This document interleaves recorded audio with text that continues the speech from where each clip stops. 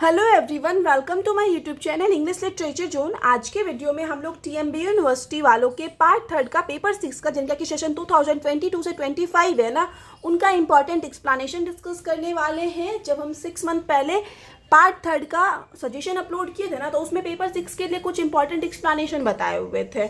तो वो सारा इंपॉर्टेंट एक्सप्लेनेशन आज के वीडियो में हम लोग सॉल्व करने वाले हैं। आप लोग को पता होगा कि पेपर 6 में जो है टोटल 24 मार्क्स का एक्सप्लेनेशन आता है, जिसमें से 8 मार्क्स का 3 एक्सप्लेनेशन आपको सॉल्व करना होगा। सबसे पहला एक्सप्लेनेशन जो मोस्टली आता है वो पोइट्री से रहता है। इट मीन्स कोई ना कोई दो अलग अलग पोएम का लाइन दे देगा, चार लाइन, और उसको बोलेगा सॉल्व करने के लिए। तो दोनों में से कोई एक आपको सॉल्व करना होगा। तो हम पोइट्री के ना टोटल 4 एक्सप्लेनेशन इस वाले वीडियो में बताए हुए हैं। उन चारों में से कंफर्म है कि कोई एक मैच कर जाएगा। ठीक है, तो सबसे पहले पोइट्री वाला एक्सप्लेनेशन हम लोग डिस्कस करेंगे। उसके बाद सेकेंड जो एक्सप्लेनेशन होगा वो आप लोग के सिलेबस में जो जीबी शॉ का फेमस प्ले कैंडिडा है ना, उसका एक्सप्लेनेशन डिस्कस किए हुए हैं। क्योंकि हर साल जो है वो कैंडिडा से भी एक्सप्लेनेशन पूछता ही है, तो कैंडिडा से भी 2-3 इंपॉर्टेंट एक्सप्लेनेशन इस वाले वीडियो में बताए हुए हैं। उसके बाद जो थर्ड एक्सप्लेनेशन आता है वो या तो ए पैसेज टू इंडिया या फिर व्हाट आई बिलीव, इससे आया हुआ रहता है। तो वो उस वाले सेक्शन से भी हम 2-3 इंपॉर्टेंट एक्सप्लेनेशन इस वाले वीडियो में डिस्कस किए हुए हैं। ठीक है, तो स्टार्ट करते हैं। सबसे पहले पोएम वाला इंपॉर्टेंट एक्सप्लेनेशन, पोइट्री वाला। द ब्लड डीम्ड करके लाइन स्टार्ट होगा, या फिर टर्निंग एंड टर्निंग करके स्टार्ट होगा, या फिर थिंग्स फॉल अपार्ट करके होगा। ये तीनों लाइन जो है ना एक ही पोएम की है। तो अगर इन तीनों में से किसी भी तरीके से लाइन स्टार्ट हो एग्जाम में, तो आप ये सेम सब कुछ लिख सकते हो। ठीक है, तो सबसे पहले आप रेफरेंस वाला सेक्शन लिखोगे। रेफरेंस में लिखना है आपको, रेफरेंस हेडिंग डाल के स्टार्ट करना है अपना answer. These lines have been taken from William Butler Yeats famous poem The Second Coming की। ये जो पंक्तियां ली गई है विलियम बटलर इट्स के फेमस पोएम, फेमस कविता सेकेंड कमिंग से ली गई है। Poem is about second incarnation of God to save mankind. और ये जो कविता है भगवान के सेकेंड इनकारनेशन, इट मीन्स दूसरे अवतार के बारे में, कि कैसे भगवान जो है दूसरा अवतार लेते हैं मैनकाइंड को सेव करने के लिए, इट मीन्स मानवता को सेव करने के। कॉन्टेक्स्ट में आप लोग को लिखना है, through above mentioned line the poet describes the chaotic situation in the world। कि ऊपर मेंशन किए गए लाइंस के जरिए जो पोएट हैं, it means William Butler it's है ना, वो वर्ल्ड में जो क्योटिक सिचुएशन फैला हुआ है, क्योटिक इट मीन्स हो जाता है उथल पुथल जो फैली हुई है ना, उस सिचुएशन को डिस्क्राइब करते हैं। And hopes for second coming और इनकारनेशन, और पोएट जो है आशा करते हैं सेकेंड इनकारनेशन, दूसरे अवतार की या फिर सेकेंड कमिंग की। The second coming refers to the return to the Jesus Christ to save humanity. और यहाँ पे जो सेकेंड कमिंग है, सेकेंड इनकारनेशन टर्म यूज किया गया है ना, उसका यहाँ अर्थ है कि जीसस क्राइस्ट जो है, ईसा मसीह जो है, वो दोबारा जन्म लेंगे ह्यूमैनिटी, इट मीन्स मानवता को सेव करने के लिए। This lines express the state of anarchy in Ireland. और ये जो लाइन है ना, ये जो पंक्तियां हैं, वो आयरलैंड में अनार्की, इट मीन्स अराजकता वाली स्थिति जो फैली हुई थी, इट मीन्स चारों तरफ बुराई ही बुराई थी, उस चीज़ को एक्सप्रेस करती है ये पंक्तियां ड्यूरिंग द 20th सेंचुरी के दौरान। ठीक है, यहाँ पे हम लोग का रेफरेंस और कॉन्टेक्स्ट वाला सेक्शन खत्म हो गया। थर्ड जो है किसी भी एक्सप्लेनेशन में तीसरा सेक्शन जो आपको एक्सप्लेनेशन लिखना होगा। Through this lines, in lines के जरिए the poet explains the state of complete disorder in Ireland. Poet जो है एक्सप्लेन करते हैं कि कैसे आयरलैंड में ना पूरी तरह से डिसऑर्डर फैला हुआ है, इट मीन्स अराजकता फैला हुआ है। The poet says that, poet means कवि कहते हैं कि the time passes very fast, कि समय जो है बहुत जल्दी बीतता है। And the falcon does not here the Faulkner, और जो फाल्कन बर्ड है ना, वो फाल्कनर का नहीं सुन रहा है। Here the falcon is a small bird of pre. यहाँ पे जो फाल्कन है ना, वो छोटा बर्ड है, छोटा सा चिड़िया है, शिकार करने वाली चिड़िया है। And Faulkner is a trainer of birds, और फाल्कनर जो है वो ट्रेनर है, सारे बर्ड्स को शिकार करने की कला सिखाने वाला है। Who trains the falcon in art of preying, जो कि सारे फाल्कन को ट्रेन करता है प्रीइंग आर्ट के लिए, इट मीन्स शिकार करना सिखाता है। But now the falcon is not in control of his trainer. लेकिन जो अब फाल्कन है, वो छोटी चिड़िया है जो शिकार करना सीख गई है ना, वो अपने ट्रेनर इट मीन्स फाल्कनर के कंट्रोल में नहीं है, नियंत्रण में नहीं है। मीन्स दैट, कहने का अर्थ है कि the situation is out of control in Ireland, कि आयरलैंड में जो स्थितियां हैं वो आउट ऑफ कंट्रोल हो चुकी है। Innocent and weak people are destroyed and killed while evil और विक्ड पीपल आर वर्स्टिप, कि जो इनोसेंट लोग हैं, निर्दोष लोग हैं, कमज़ोर लोग हैं, उनको मारा जा रहा है, जबकि जो बुरे लोग हैं, एविल विक्ड लोग हैं ना, उनकी पूजा की जा रही है। The good people are losing their faith and confidence, की अच्छे लोग जो है अपना कॉन्फिडेंस खो रहे हैं, अपना विश्वास खो रहे हैं। While bad people are growing very fast, और वहीं जो बुरे लोग हैं उनकी संख्या बहुत जल्दी बढ़ रही है। The poet says that, poet कहते हैं कि evil people are being stronger and virtuous people are being weaker in the state of disorder in the country, की कंट्री में ये जो डिसऑर्डर इट मीन्स अराजकता वाली स्थिति फैली हुई है, उथल पुथल फैली हुई है ना, इस वजह से बुरे लोग जो है ना वो और भी ज़्यादा स्ट्रांग होते जा रहे हैं ऐसी स्थिति में, और जो वर्चुअस इट मीन्स अच्छे लोग हैं वो धीरे धीरे और ज़्यादा वीक होते जा रहे हैं, कमज़ोर होते जा रहे हैं. So it is perfect time for second incarnation. इसलिए ये जो समय है वो सेकेंड इनकारनेशन का बिल्कुल सही समय, इट मीन्स भगवान के अवतार लेने का बिल्कुल सही समय आ गया है. ठीक है, तो हो गया हम लोग का सबसे पहला पोइट्री वाला एक्सप्लेनेशन जो कि काफ़ी इंपॉर्टेंट है अब की बार के लिए. दूसरा एक्सप्लेनेशन जो पोइट्री से शुरू होगा वो स्टार्ट होगा line such fullness is the quarter करके. तो सच फुलनेस लाइन आ जाए तो समझ जाना कि ये मैम करवा रखी है और सेम आंसर लिख देना. तो इसमें भी सबसे पहले डिफरेंस वाला सेक्शन आएगा. रेफरेंस में लिखना है this lines have been taken from W.B. Yeats famous poem the dialogue of self and soul. कि ये जो पंक्तियां ली गई है W.B. इट्स की famous poem dialogue of self and soul से ली गई है.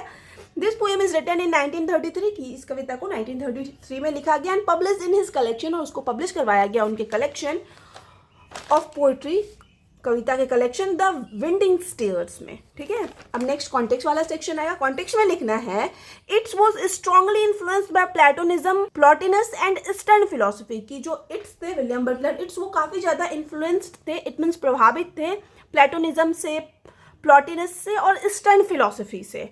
He had developed his own interpretation of the soul and self from this influence. और इसी इन्फ्लुएंस से, इसी प्रभाव से वो खुद का एक इंटरप्रिटेशन, एक व्याख्या दिए हुए थे सोल का, कि सोल क्या होता है उस चीज़ को समझाए हुए थे, और सेल्फ इट मीन्स इंसान क्या होता है, इंसान का शरीर क्या होता है ना, स्वयं, उस बारे में बात किए थे. ठीक है, उसकी एक अपनी व्याख्या दिए हुए थे.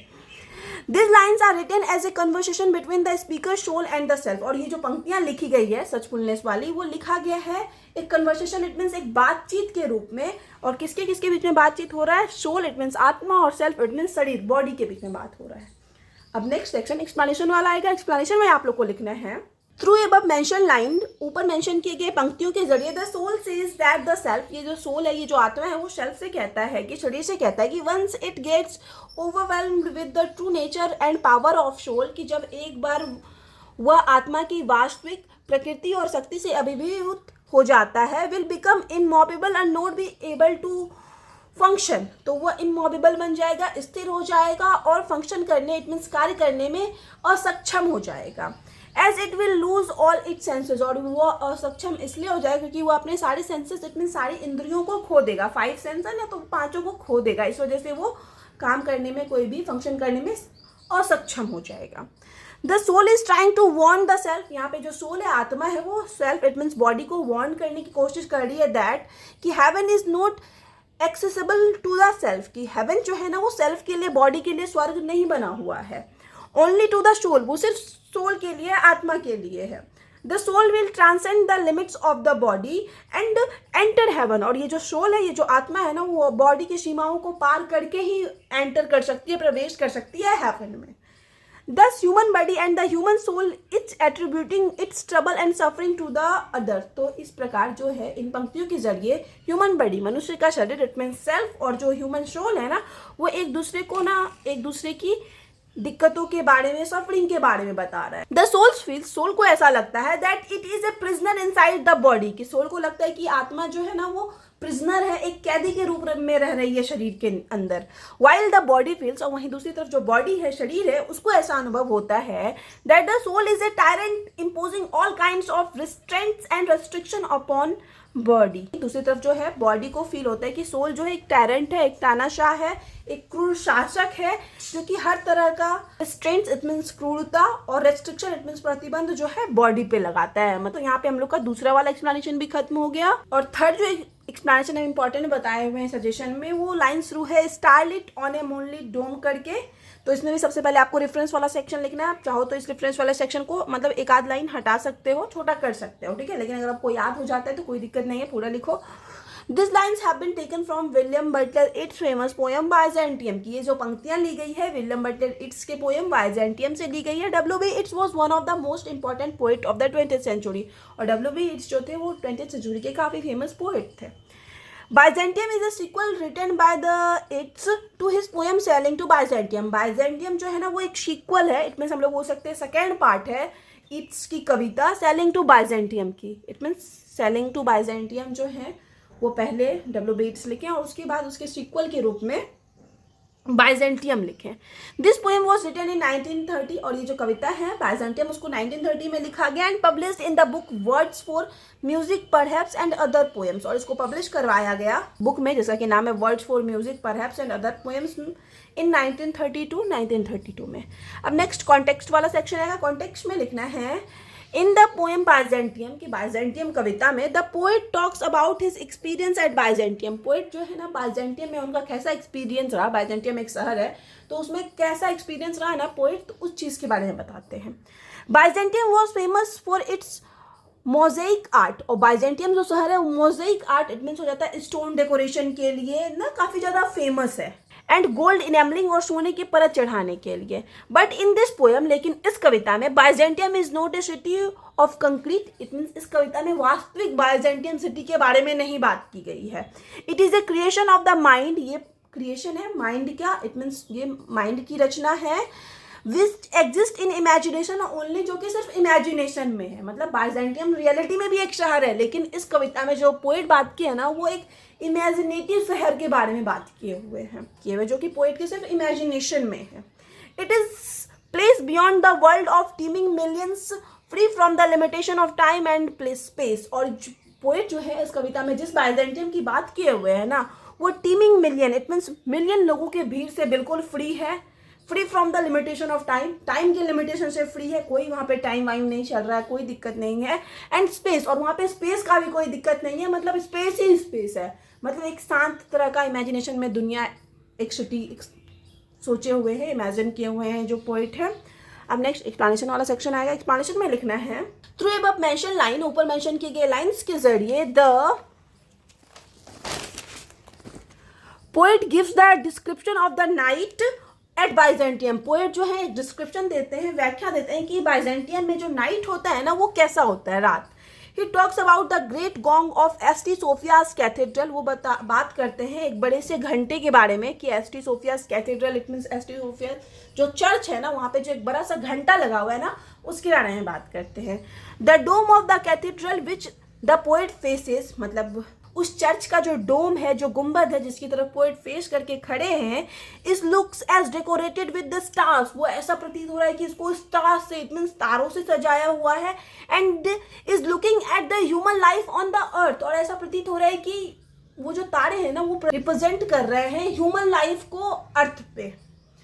The human life which is combination of confusion and chaos, और ह्यूमन लाइफ जो कि कॉम्बिनेशन है, मिश्रण है कंफ्यूजन का और क्योस का, is looked by this dome and is distant this life. और उसी मतलब जो ह्यूमन लाइफ जो मिश्रण है, एक तरफ अराजकता का, कंफ्यूजन का इट मीन्स भ्रम का, तो उसे जो है यह गुंबद देखता है और इस जीवन का तिरस्कार करता है। द पोएट मीन्स टू से, अर्थात पोएट का कहने का अर्थ है कि the human life is so insignificant, कि इंसान का जो जीवन है ना वो काफ़ी ज़्यादा इनसिग्निफिकेंट है, इट मीन्स अमहत्वपूर्ण है, बहुत ज़्यादा तुच्छ है। That even without it the city look beautiful, कि बिना इसके भी जो पोएट का इमेजिनेशन वाला सिटी बाइजेंटियम है वो काफ़ी खूबसूरत दिख रहा है। ठीक है, तो यहाँ पे हम लोग का ये थर्ड वाला एक्सप्लेनेशन भी खत्म हो गया। अब जो है सबसे आखिरी एक्सप्लेनेशन पोएम से जो इंपॉर्टेंट बताए थे वो जो है इस तरीके से शुरू होगा, आई थॉट ऑफ द लाबेट्रेस। तो ये लाइन भी मोस्टली 1-2 साल बाद रिपीट करता ही है, तो ये भी आप इंपॉर्टेंट लिख सकते हो। ठीक है कि ये भी इंपॉर्टेंट है, इसको भी कंफर्म कोशिश करना, प्रिपेयर करके जाओ। आप प्रीवियस ईयर का क्वेश्चन देखोगे ना तो आपको समझ में आएगा कि ये लाइन भी मोस्टली 1-2 साल के गैप पे पूछते ही है। तो रेफरेंस वाला सेक्शन देख लेते हैं इसका सबसे पहले कि this lines have been taken from D.H. Lawrence famous poem snake. ये जो पंक्तियां ली गई है D.H. लॉरेंस के फेमस कविता स्नेक से ली गई है। आप लोग को अपनी बार हम बताएं कि स्नेक पोएम का भी क्रिटिकल एप्रिसिएशन प्रिपेयर करके जाना है। This poem describes a speaker's various interaction with a snake that came to drink at his water trough, TROUG trough spelling होगा इस तरीके से। तो इस पोएम में जो है डिस्क्राइब की गई है कि कैसे जो स्पीकर हैं इट मीन्स कैसे जो पोएट है ना उनका वेरियस इंट्रैक्शन होता है, मतलब बार बार उनका स्नेक से सांप से आमना सामना होता है, और उस सांप से आमना सामना होता है जो कि एक थ्रो इट मीन्स हो जाता है एक नाग से पानी पीने आया हुआ था। This poem was probably written in 1920 and published in 1923। मतलब प्रोबेबली माना जाता है कि इस कविता को लगभग 1920 में लिखा गया, 1923 में पब्लिश करवाया गया as part of his collection of poetry in title birds beast and flower. मतलब D.S. लॉरेंस जो है एक पोइट्री का कलेक्शन पब्लिश किया जिसका कि नाम था बर्ड्स बीस्ट एंड फ्लावर, तो उसी में जो है इस कविता को पब्लिश करवाया गया था 1923 में। अब नेक्स्ट जो हम लोग का कॉन्टेक्स्ट वाला सेक्शन आएगा। कॉन्टेक्स्ट में लिखना है थ्रू दिस लाइन्स, ऊपर मेंशन किए गए या इन लाइन्स के जरिए poet forces human beings to listen to the voice of institution. Poet जो है ह्यूमन बींग्स को, मनुष्य को प्रेरित करते हैं कि फोर्स करते हैं, या फिर हम लोग बोल सकते हैं कि इंसान जो है ना अपने इंस्टीट्यूशन, इट मीन्स अपने अंदर का आवाज़ सुने, अपने अंदर की आवाज़ को समझ सके। ही अक्यूजेज ह्यूमन एजुकेशन, साथ ही साथ वो ह्यूमन एजुकेशन को गलत बताते हैं, उस पर दोष लगाते हैं। थ्रू दिस पोएम, इस कविता के जरिए ही थिंक्स, उनको ऐसा लगता है, उनका ऐसा सोचना है, education teaches him to hate and kill the snake, कि ये जो शिक्षा है ना, एजुकेशन ही वो सिखाया है उनको कि वो स्नेक से हेट करे, घृणा करे और उसको मार दे। तो इस तरीके से पोएट जो है ना एजुकेशन को ही गलत बता रहे हैं। अब नेक्स्ट एक्सप्लेनेशन वाला सेक्शन आएगा। एक्सप्लेनेशन में लिखना है थ्रू अबव मेंशन लाइन, ऊपर मेंशन किए गए लाइंस के जरिए, पंक्तियों के जरिए, the speaker shows regret after killing the snake. तो स्पीकर भी जो है स्नेक को मार दिए, जो स्नेक पानी पीने आया उनके घर, लेकिन उसके बाद जो है स्पीकर वो रिग्रेट फील कर रहे हैं, उनको बुरा लग रहा है, पछतावा हो रहा है। The speaker describes how he was filled with regret. Speaker describe करते हैं कि कैसे वो रिग्रेट से भरे पड़े हैं। That he had acted in such a cruel and pity way with the snake, कैसे वो स्नेक के साथ ना बहुत बुरा व्यवहार किया, जबकि स्नेक कोई हार्म नहीं कर रहा था, वो अपना पानी पी रहा था, लेकिन उस डर की वजह से कैसे स्पीकर जो है अपने डर की वजह से मार दिया स्नेक को। तो इस वजह से स्पीकर को बहुत बुरा फील हो रहा है। ही हेटेड हिमसेल्फ, स्पीकर जो है खुद से घृणा करते हैं। एंड द एजुकेशन, साथ ही साथ उस एजुकेशन से भी घृणा करते हैं। That had urged him to act in such manner, जो कि उनको सिखाया है कि वो इस तरीके से एक्ट करे, मतलब सांप को देखने के बाद, तो उस एजुकेशन से भी वो घृणा करते हैं। The speaker felt like the ancient mariner from Coleridge poem. तो स्पीकर जो है यहाँ पे एक S T Coleridge famous poet हैं रोमांटिक पीरियड के, तो पोएट जो है एस टी कॉलरिज के एंशियंट मार्नर जैसा फील कर रहे हैं। Ancient mariner has killed the albatross for no reason, क्योंकि एंशियंट मार्नर भी ना बिना किसी रीजन की वजह से, एक बर्ड है अल्बेट्रस, उसको मार दिए थे। तो स्पीकर भी जो है खुद का कंपैरिजन यहाँ पे कॉलरिज से करते हैं कि हमको भी सेम वैसा ही फील हो रहा है।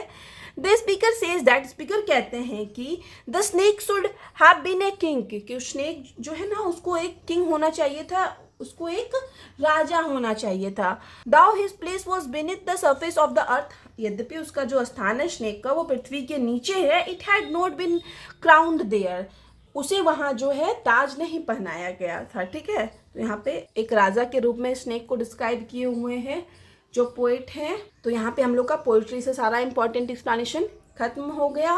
नेक्स्ट जो है हम कैंडिडा से 3-4 इंपॉर्टेंट एक्सप्लेनेशन को डिस्कस करने वाले हैं, जो कि अब की बार के लिए इंपॉर्टेंट है। सबसे पहला जो एक्सप्लेनेशन कैंडिडा से स्टार्ट होगा वो I have nothing to offer you करके होगा। तो इस तरीके का लाइन आए तो आप समझ जाना ये कैंडिडा से ली गई है, I have nothing to offer you करके। ठीक है, तो इसमें सबसे पहले आप रेफरेंस वाला सेक्शन लिखोगे, जो कि कैंडिडा से कोई भी एक्सप्लेनेशन आ जाए उसके लिए आप सेम रखोगे। ठीक है, रेफरेंस और कॉन्टेक्स्ट वाला सेक्शन दोनों सेम रखोगे, बस आपको वो लाइन समझ आ जाए एक्सप्लेनेशन की एग्जाम में पढ़ के कि ये कैंडिडा से ली गई है।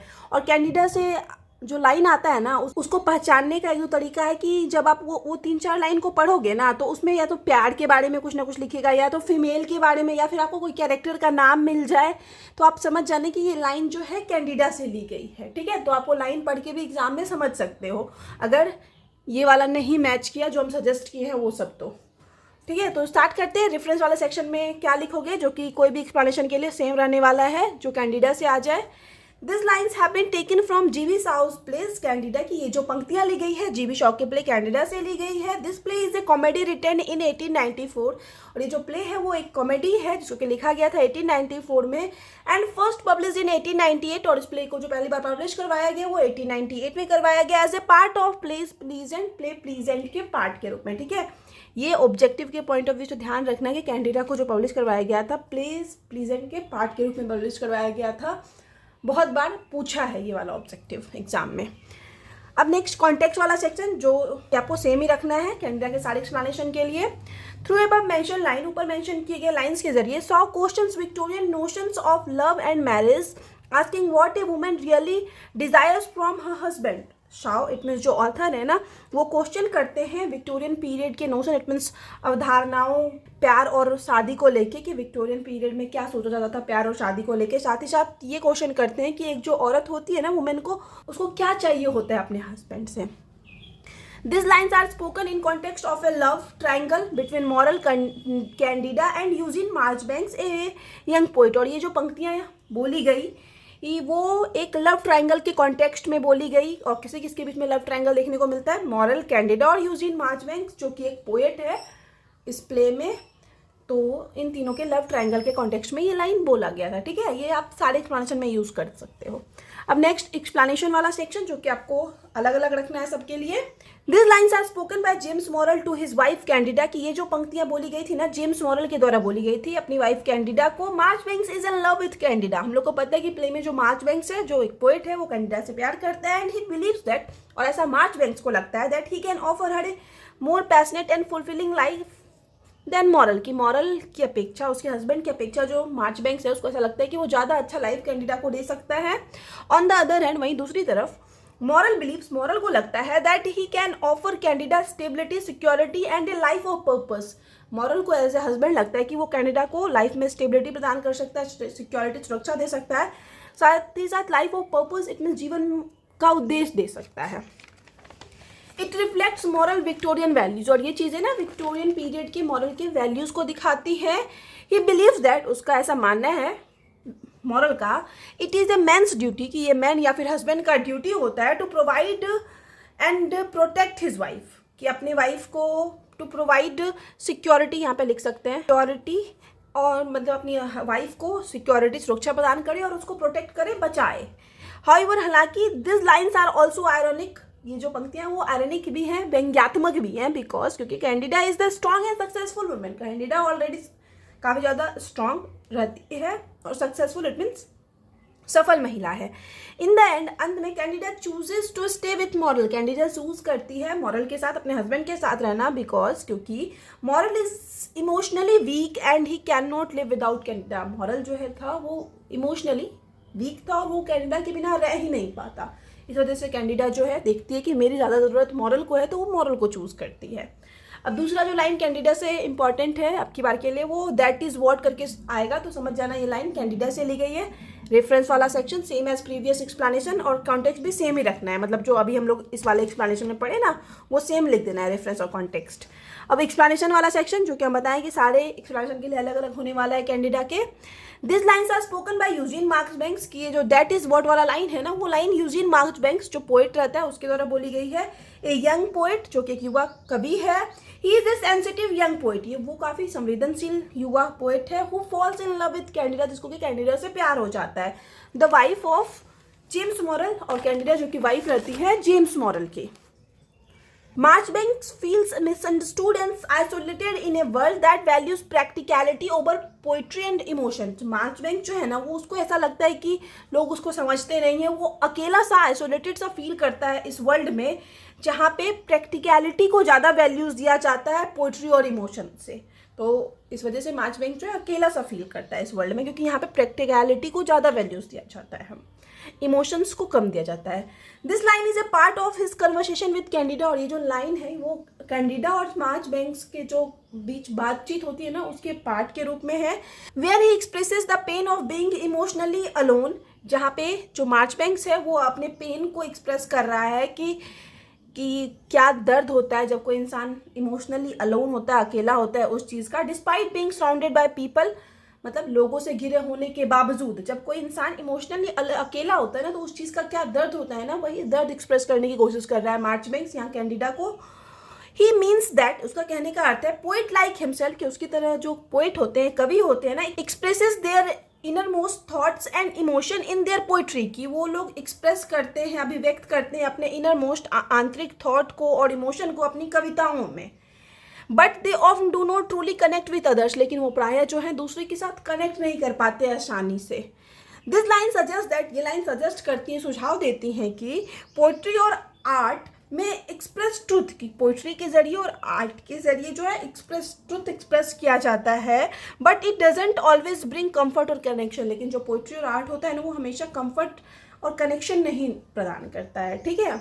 अब जो थर्ड लाइन कैंडिडा से इम्पॉर्टेंट है एक्सप्लेनेशन वाला, वो लाइन स्टार्ट होगा ए वुमन लाइक दैट करके, तो आप समझ जाना कि ये लाइन भी कैंडिडा से ली गई है। इसमें भी रेफरेंस और कॉन्टेक्स्ट वाला सेक्शन सेम रखोगे। एक्सप्लेनेशन की बात करते हैं तो एक्सप्लेनेशन में लिखोगे थ्रू अबव मेंशन लाइन्स, के ऊपर मेंशन किए गए लाइन्स इट मीन्स पंक्तियों के जरिए Candida is being compared to someone with a special almost God given ability to see beyond the surface। Candida का कंपैरिजन किया गया है मतलब कुछ विशेष लोगों के साथ और विशेष रूप से भगवान के साथ, जिसके अंदर ये एबिलिटी है, ये योग्यता है जो कि बियॉन्ड द सरफेस, सरफेस के परे देख सके।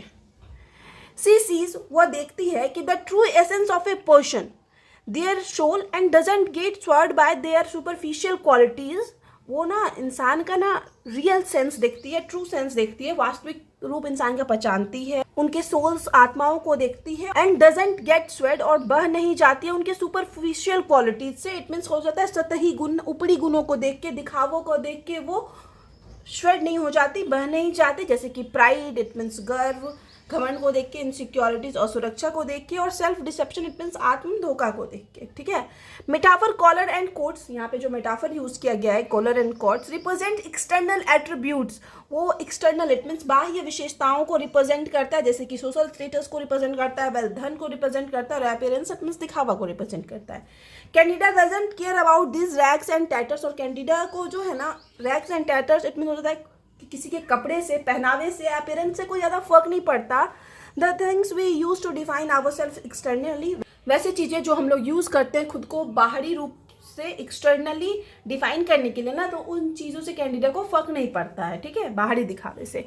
This line shows Candida dilemma, और ये जो पंक्तियां हैं कैंडिडा के डायलेमा इट मीन्स कैंडिडा की दुविधा को दर्शाती हैं। Her husband Morell and Eugene Marchbanks both vying for her love, उसके हस्बैंड और यूजिन मार्चबैंक्स दोनों जो है पाना चाहते हैं कैंडिडा का प्यार। Candida recognize the strength and weakness of both man, Candida जो है जानने की कोशिश करती है दोनों मैन के स्ट्रेंथ, ताकत को, और उन वीकनेस को। सी loves them for whom they truly are, और कैंडिडा जो है उन दोनों से प्यार करती है, उन दोनों को पसंद करती है, बस इस वजह से क्योंकि वो लोग जो वास्तविक में है ना उस नेचर की वजह से, not for their outward appearance, बल्कि उनके बाहरी दिखावे की वजह से नहीं।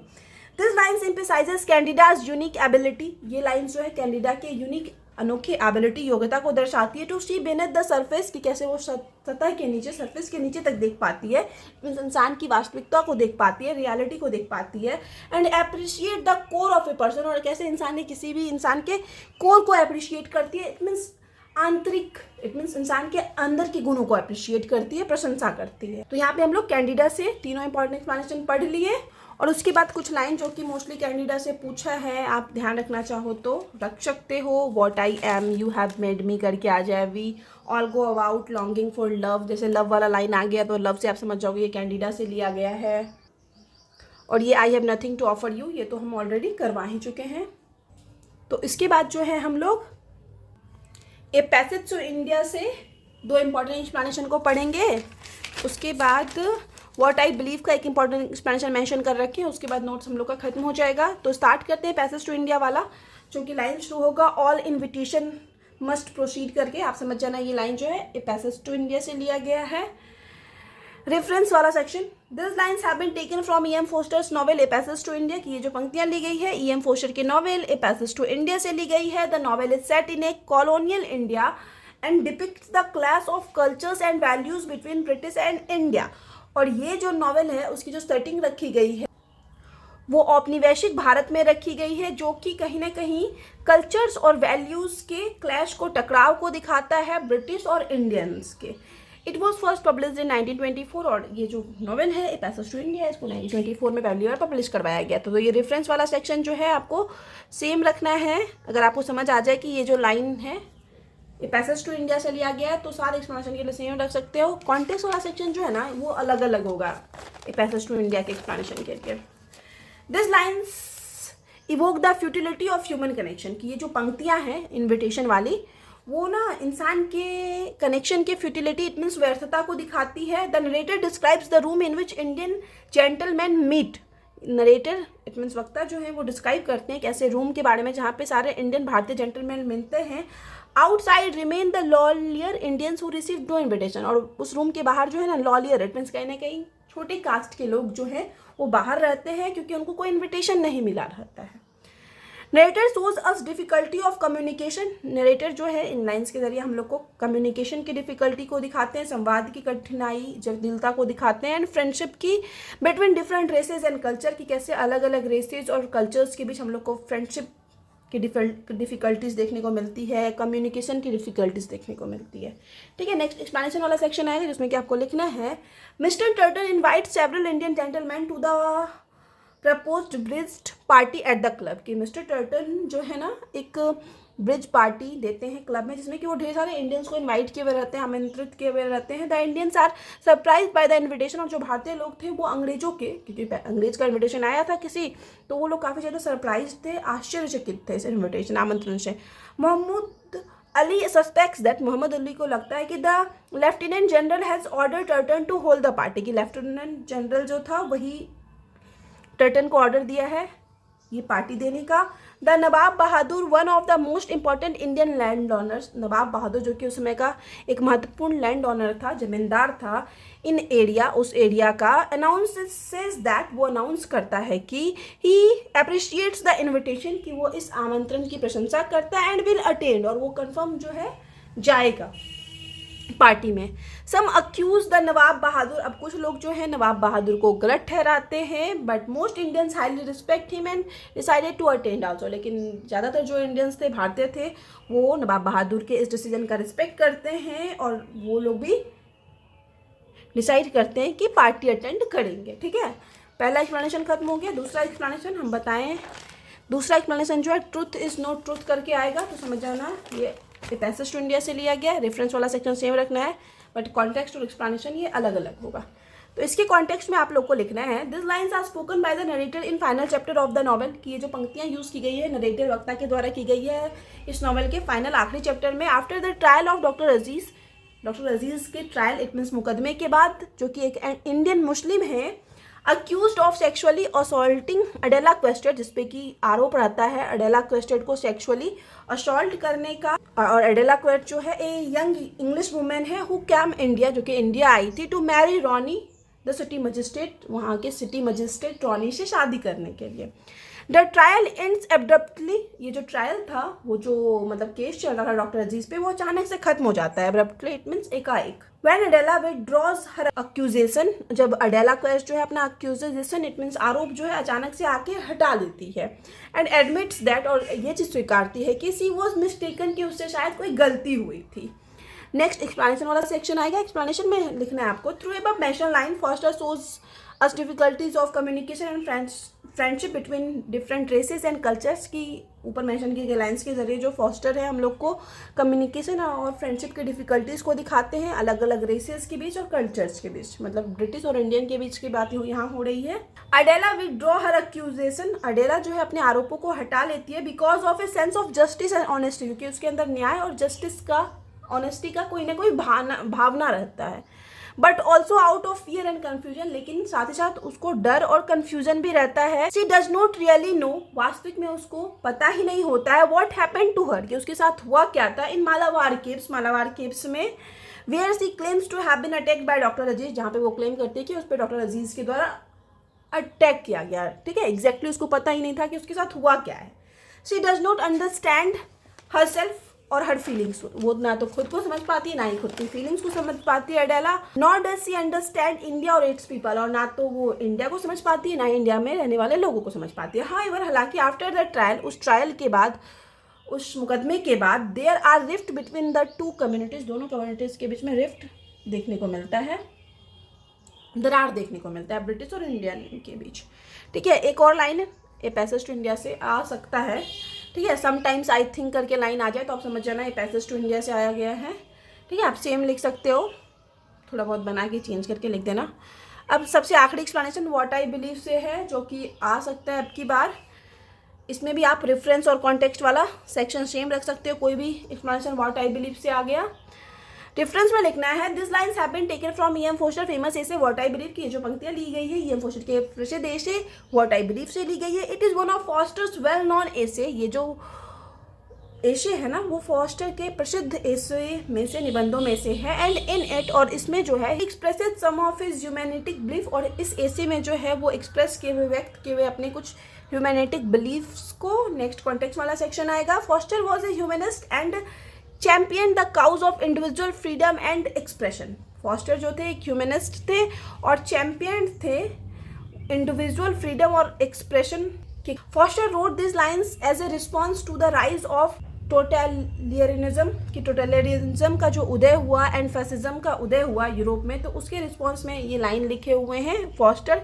It reflect foster believe in the uniqueness and value of each individuals. ये जो है लाइन फॉस्टर के यूनिकनेस वाले वैल्यूज़ को रिप्रेजेंट करता है कि कैसे जो है ना फॉस्टर मानते हैं यूनिकनेस को और साथ ही साथ वैल्यू करते हैं ईच इंडिविजुअल्स, इट मीन्स हर इंसान की, regardless of their social class, race, gender और रिलीजन की। चाहे वो इंसान किसी भी सोशल क्लास का हो, किसी भी रेस का हो, किसी भी जेंडर का हो, रिलीजन का हो, तो कैसे जो फॉस्टर है ना हर इंडिविजुअल की वैल्यू करते हैं।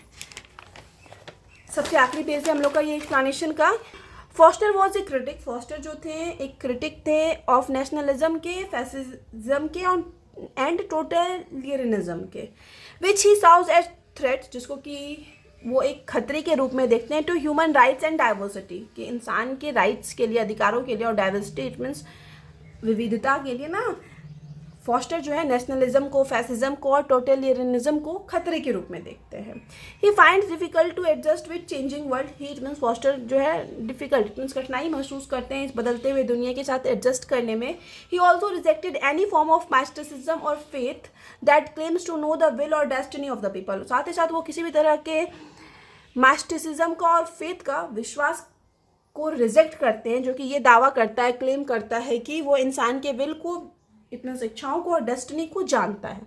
फॉस्टर कहते हैं कि we should respect, tolerate and love each individual, कि हम लोग को ना सारे इंडिविजुअल, सारे लोगों की रिस्पेक्ट करनी चाहिए, टॉलरेट और प्यार करनी चाहिए सब लोगों से। And resist any form of dehumanisation, साथ ही साथ वो विरोध करते हैं किसी भी तरह के डिह्यूमनाइजेशन का, अमानवीकरण का, और conformity that denies our humanity, और साथ ही साथ कोई भी कन्फर्मिटी इट मीन्स किसी भी तरह के ऐसे रूल्स का, ऐसे लॉ का वो विरोध करते हैं जो कि हम लोग के ह्यूमैनिटी को डिनाइज करती है, इट मीन्स हम लोग की मानवता को अस्वीकार करती है। ठीक है, तो यहाँ पे हम लोग का व्हाट आई बिलीव वाला एक्सप्लेनेशन भी खत्म हो गया। एक दो लाइन और है व्हाट आई बिलीव से, जो शायद पूछ ले तो पूछ ले, ध्यान रखना आई हेट द आइडिया करके आ जाए, या फिर I do not believe in believe करके लाइन आ जाए, तो ये भी, इसमें भी आप सेम टू सेम लिख सकते हो, यही सब एक्सप्लेनेशन और सेम रेफरेंस कॉन्टेक्स्ट वाला सेक्शन सेम रख सकते हो। ठीक है, तो यहाँ पे हम लोग का वीडियो खत्म हो गया। वीडियो अगर आपको अच्छा लगा, आपके लिए हेल्पफुल है, आप पार्ट 3 के स्टूडेंट हो ना, तो आप लोग वीडियो को लाइक करना, चैनल को सब्सक्राइब करना और कमेंट करके बताना वीडियो आपको कैसा लगा। मोस्टली टॉपिक जो है 95% टॉपिक पेपर 6 का कवर अप हो गया है इस वीडियो के साथ ही। आप लोग को पता होगा कि PDF जो है पेड है, अगर आपको पार्ट 3 का सारा PDF चाहिए तो उसके लिए आपको 500 पेड करना पड़ेगा सारे पेपर के PDF के लिए, और अगर आपको किसी एक पेपर का PDF चाहिए तो उसके लिए आप 150 पेड करके किसी एक पेपर का PDF ले सकते हो।